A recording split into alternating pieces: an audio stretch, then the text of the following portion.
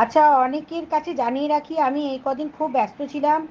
আমি সন্দেশখালিতেও গিয়েছিলাম, প্লাস এদিক থেকে আমার ভোট পরবর্তী হিংসায় পশ্চিমবাংলায় জুড়ে যে মারামারি হচ্ছে তার উপরে পুরো কাজ করে চলেছি। সুতরাং এই কয়েকটা দিন আপনাদের ওয়াইটির এই সমস্যা নিয়ে দেখার খুব একটা সময় হয়নি। তবুও আমি গত পরশু দিন রাত্রেবেলাতে প্রীতম এবং রিমির সাথে ঘন্টা দুয়েক কথা বলেছি। তাতে করে যেটা বুঝেছি সেটা হচ্ছে দুজনেই এখনও বাচ্চা, ম্যাচুরিটি আসেনি। হ্যাঁ, রাগটা প্রীতমের একটু কমলেও এখনো রিমির কমেনি।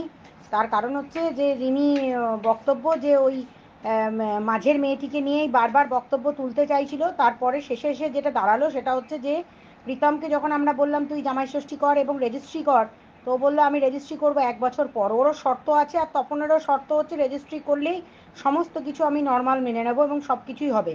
তো এ এখন চলতে থাকুক। 1 বছর পর যখন দুজনেই শান্ত হবে তখন আমরা ভাববো যে পরবর্তী দিনে কি করা যাবে। তবে এইটুকু আপনাদের বলতে পারি, রিমি এবং রিমির মায়ের চ্যানেল নিয়ে অবিলম্বে আমি হাইকোর্ট থেকে অর্ডার করিয়ে দিয়েছি, যাতে করে পুলিশ প্রশাসন অবিলম্বে অবিলম্বে ওই চ্যানেলগুলির ওপর হোল্ড করে তাদের ওপর তদন্ত শুরু করে ক্রিমিনাল কেস স্টার্ট করে। কারণ রিমি এবং রিমির মায়ের দুজনেরই অভিজ্ঞতা যেটা আছে সেটা হচ্ছে যে তপন পাল দীর্ঘদিন ধরে চুঁচড়া থানাতে একটানা বেশ কিছু, মানে বেশ কিছু বললাম না, বললেও ভুল হবে, প্রায় প্রতিদিনই একটার একটা কমপ্লেন নিয়ে গেছে, আর যা তার নামে কমপ্লেন করিয়ে গেছে। চুঁচড়া থানার একটি সাব ইন্সপেক্টর, যার বিরুদ্ধে আমি কমপ্লেন ঠুকছি, তার ব্যবস্থা করছি, কারণ তারাই কিছুজন মদত দিয়ে এই কাজটা চালিয়ে রাখছে। সুতরাং আমি সেই দিকটাও নজর রাখছি। তার কারণ কোনো কন্ট্রোভার্সি আমি এখন চাইছি না, আর কন্ট্রোভার্সি হলে সেটাকে বন্ধ করার দায়িত্ব আপনাদের সকলের।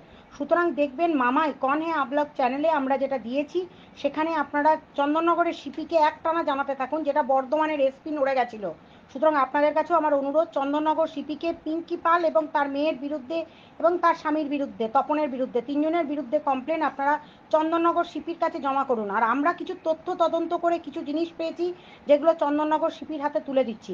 যতক্ষণ না দুটো পরিবার দমবে ততক্ষণ কোনো শান্তি হবে না এই ওয়াইটি। তার কারণ একটা পক্ষ যদিও বা প্রীতম রাজি আছে, সেক্ষেত্রে তপন পাল রাজি নেই।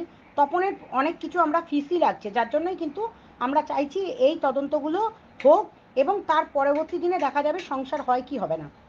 প্রত্যেককে বলবো দিদিভাইয়ের ওপর ভরসা রাখো। আমি জানি এখন বেশিরভাগ সংখ্যক মানুষই সঙ্গীতা দিদিভাইয়ের ওপর ভরসা করছে, আর এটাই হচ্ছে আমাদের জয়ের একটা ধাপ পেরিয়ে যাওয়া। কারণ ওয়াইটি ঠান্ডা করতে গেলে কিছু কিছু ভয়ঙ্কর ভয়ঙ্কর মুখগুলোকে আগে বন্ধ করতে হবে। তো তোমরা বুঝতেই পেরেছো, প্রীতম অনেকটা ঠান্ডা হয়ে গেছে। প্রীতম আপোষে এলেও এখন পিঙ্কির পরিবার, মানে আমাদের রিমির পরিবার কিন্তু আপোষে আসতে চাইছে না। ওনাদের কিছু শর্ত, সেগুলো সময় সাপেক্ষের জন্য নয়, তোলা থাক। দেখা যাক দেখা যাক কে কতটা এগোতে পারে। আরও একটা খুশির খবর তোমাদের সামনে চলে আসতে চলেছে খুব তাড়াতাড়ি। পালে বাঘ পড়ার গল্প শুনেছ নিশ্চয়ই।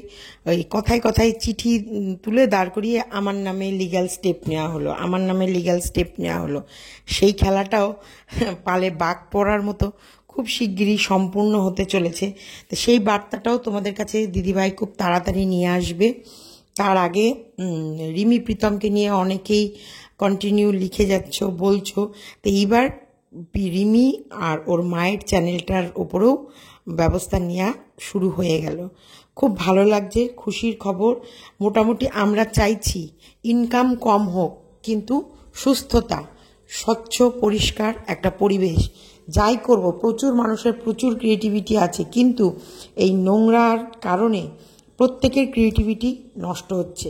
আজকে প্রীতমের মধ্যেও একটা ভালো ক্রিয়েটিভিটি ছিল, আজকে রিমির মধ্যেও ক্রিয়েটিভিটি ছিল, আজকে দিশানিরও ভালো ক্রিয়েটিভিটি ছিল, কিন্তু এরা এই নোংরা খেলাটা খেলে, আর নোংরাতে রোজগারের মানে পরিমাণটা বেশি, সেটার স্বাদ পেয়ে গিয়ে এদেরকে কিছুতেই কন্ট্রোল করা যাচ্ছিল না।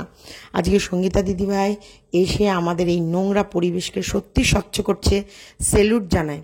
আমি তো অল টাইম সঙ্গীতা দিদিভাইকে সেলুট জানাই, এবং এইভাবেই এগিয়ে চলো সবাই মিলে।